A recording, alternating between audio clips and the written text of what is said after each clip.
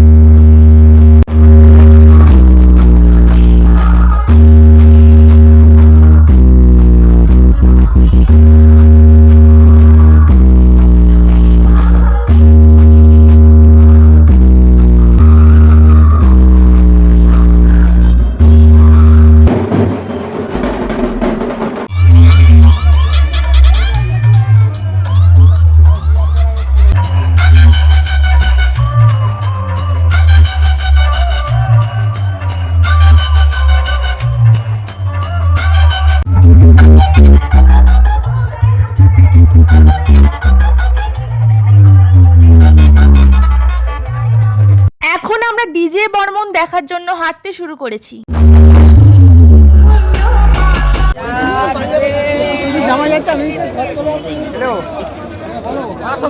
Performance, Mohammed Marshall.